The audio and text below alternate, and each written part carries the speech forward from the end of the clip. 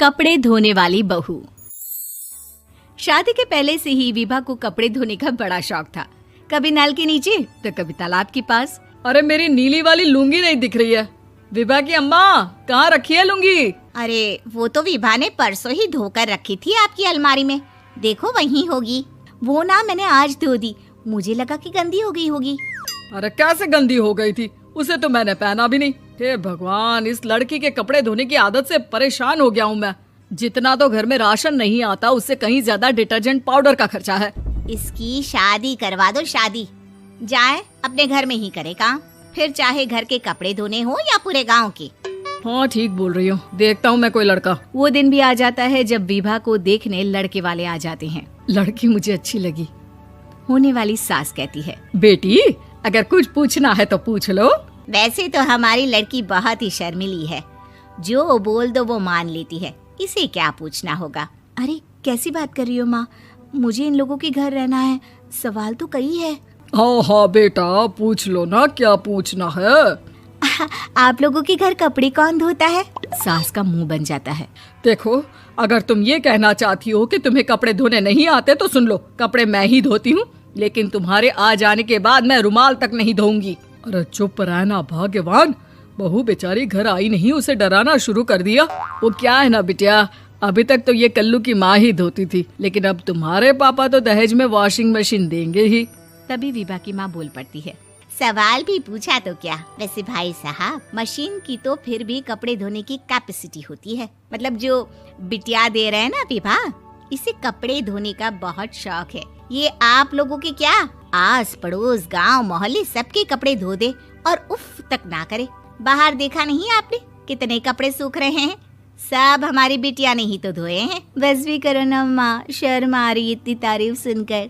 और तो और एक दाग निकाल कर दिखाओ तो मान जाओ। हाँ अच्छा, माफ करना बेटा, मैंने गलत समझा।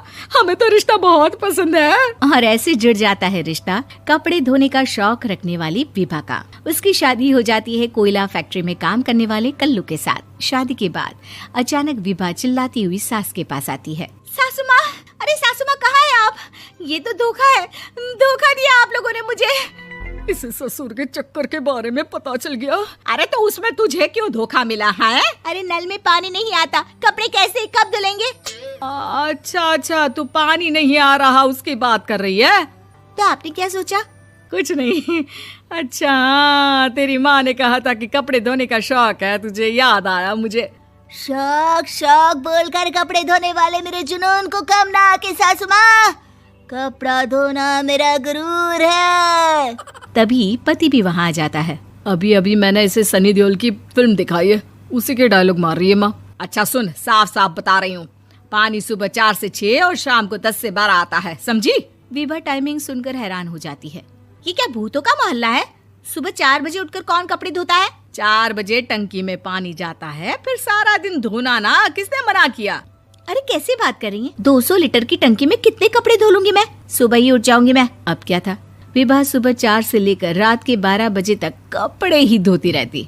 एक रोज सास पड़ोस से निकलकर कहीं जा रही होती है कि साथ वाली कहती है, हाँ कल्लू की माँ, जरा ये बताओ कि 2 साड़ी है, 2 ब्लाउज और एक पेटीकोट और एक नाड़े वाला लंबा कच्छा।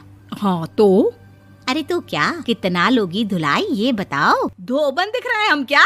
हमारे पति सरकारी नौकरी से अभी रिटायर हुए हैं और बेटा सुपरवाइजर है कोयला फैक्ट्री में। धोबन समझ रखा है हमें? हाय रे कल्लू की अम्मा, माफ कर दो, वो तो मोहल्ले में यही सब बता रहे थे कि तुमने बहू को कपड़ा धुलवाने के काम में लगा दिया है। सास को पड़ोसन की बात सुनकर गुस्सा आ जाता है। वो घर पहुंचती है जहां घर के बाहर ही इतने सारे कपड़े सूख रहे होते हैं जितने कि किसी धोबन के घर पर। अरे ओ कल्लू की दुल्हन, बाहर निकल। माँ जी यहीं आ जाओ, बाथरूम में चादर धो रहे हैं हम। अरे अभी हम धोते हैं, तुमको बाहर निकलो। ये आस पड़ोस वाले बोल रहे हैं कि हम बहू से कपड़े धुलवा कर उसे कपड़ा धोने वाली बना दिए हैं। अरे छोड़ो ना माँ जी, किन लोगों की बातों में आती हो? आस पास के लोगों का तो काम ही होता है कि वो किसी तरह सास बहू को लड़ा दे। बहू सारे घर के कपड़े धोती है, ये क्या कम है? बोलिए। सास को भी लग जाता है कि वो बहू का ये सनकीपन नहीं छुड़वा सकती, इससे अच्छा है कि खुद ही चुप हो जाए। एक रोज सास और बहू मंदिर जाते हैं, जहाँ सास की साड़ी वहाँ खड़ी भीख मांगने वाली से मिलती है। माँ जी क्या बात है, आपकी साड़ी उस भिखारन से कितनी मिल रही है ना? हाँ हाँ, देखो तो दोनों की साड़ी मिल रही है। क्या बात है कल्लू की अम्मा, तुम खुद को तो अफसर की बीवी बताती हो और ऐसी सिंपल सी प्लेन साड़ी पहनकर घूमती हो। सिंपल और प्लेन नहीं है ये साड़ी। तो क्या सोने के धागे से फूल बने हैं? कुछ भी सासू माँ, कुछ भी। हाँ, बने थे इस साड़ी में सोने के धागे से फूल।